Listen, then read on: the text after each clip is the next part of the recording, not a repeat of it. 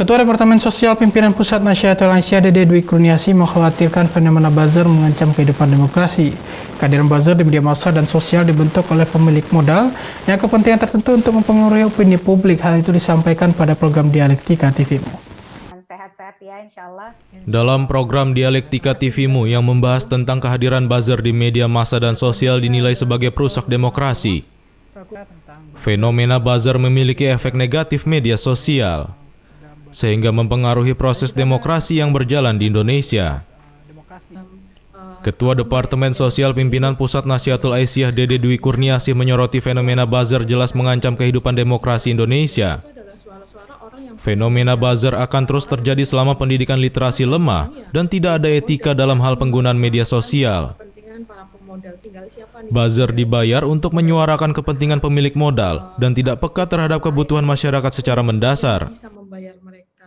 Nah, kemudian ada suara-suara yang kita dengar di sosial media gitu ya, itu adalah suara-suara orang yang punya modal, orang-orang yang punya kepentingan. Karena buzzer ini ya milik pemodal, dia akan menyuarakan kepentingan para pemodal. Tinggal siapa nih pemodalnya? Pemodalnya pengusaha, aktivis partai, atau siapapun yang kemudian bisa membayar mereka.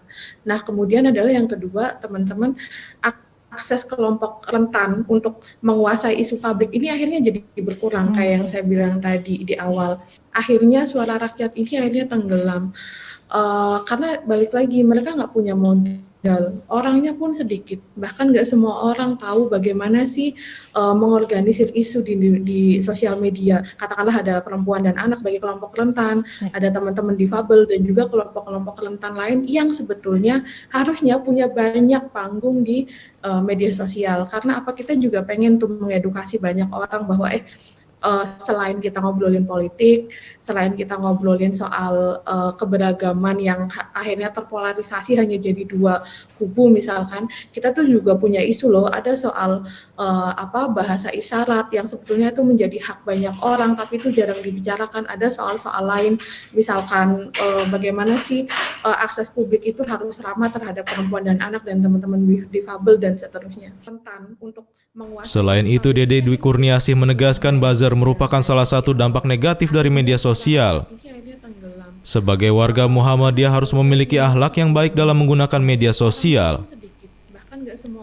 Nasyidul Aisyah juga mengajak masyarakat cerdas dalam menggunakan media sosial agar lebih bermanfaat. Yunus Priyonggo memberitakan.